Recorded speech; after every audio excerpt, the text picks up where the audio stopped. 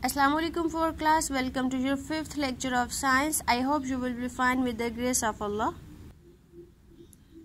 Today we will start our new unit number 4, characteristics of living things. Okay, let's start and open your book page 31.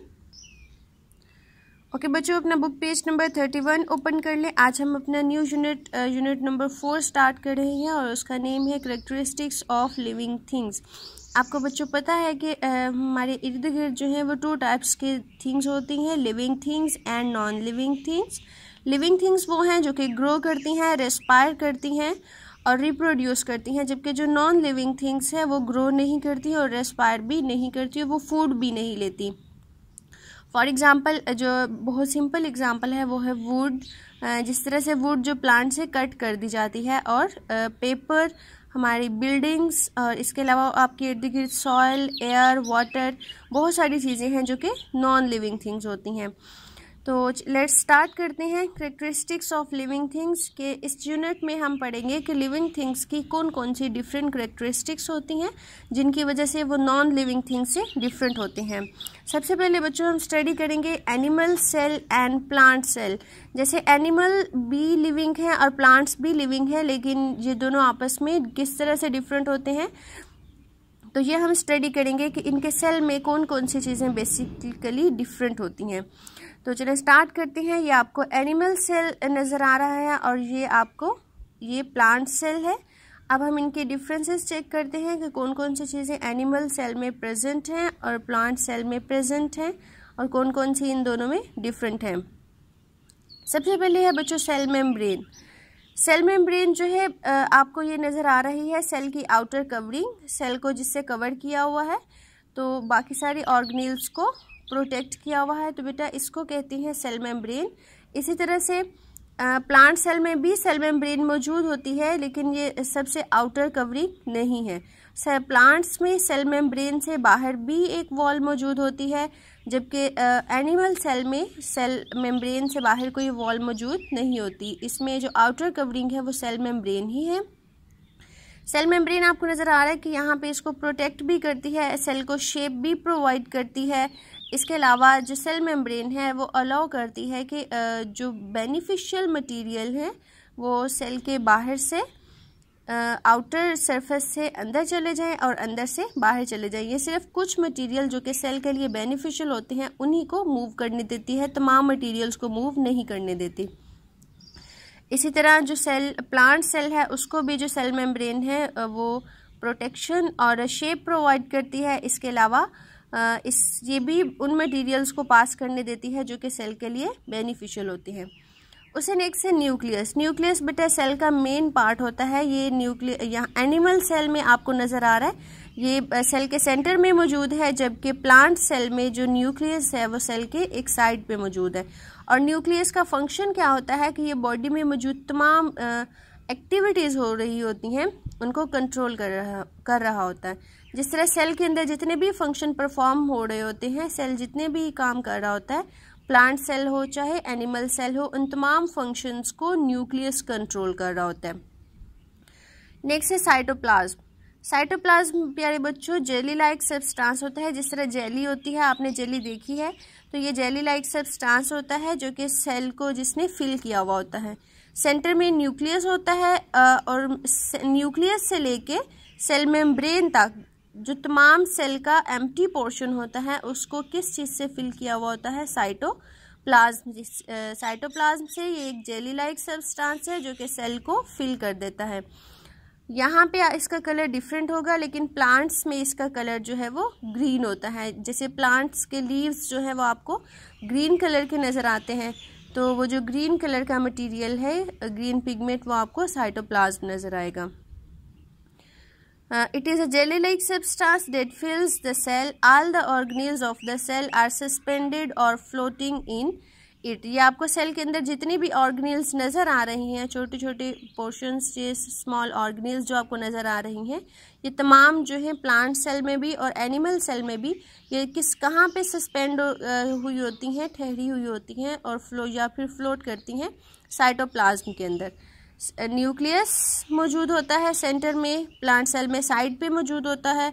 और इसके अलावा जो cytoplasm है, तमाम organelles जो है सेल की, जो कि डिफरेंट फंक्शंस परफॉर्म करती हैं, वो सेल साइटोप्लाज्म में मौजूद होती हैं। उसी नेक्स्ट है प्यारे बच्चों वैक्यूल। अब देखिए जो मेन डिफरेंस है प्लांट सेल और एनिमल सेल में, वो है वैक्यूल। के प्लांट सेल में आपको सेंटर में देखिए बड़ा सा वैक्यूल नज़र आ रहा है, जबकि एक ही वैक्यूल है प्लांट सेल में, जबकि एनिमल सेल में छोटे छोटे मोर देन 1 वैक्यूल्स होते हैं। और वैक्यूल का फंक्शन क्या होता है कि ये फूड, वाटर और वेस्ट मटेरियल्स को स्टोर करता है। एनिमल सेल में छोटे छोटे और बहुत ज़्यादा यानी मोर देन 1 वैक्यूल्स मौजूद होते हैं। यहाँ प्लांट एनिमल सेल में देखें 1 2 3 4 5 वैक्यूल्स आपको नज़र आ रहे हैं, जबकि एनिमल सेल में मोर देन 1 वैक्यूल्स होते हैं, जबकि प्लांट सेल में एक ही सेंटर में बड़ा सा वैक्यूल होता है और ये प्लांट्स में फूड, वाटर और वेस्ट मटेरियल्स को स्टोर करता है। इसमें बड़ा वैक्यूल क्यों होता है प्लांट सेल में? क्योंकि प्लांट्स को वाटर को स्टोर करना होता है और फूड को भी स्टोर करना होता है।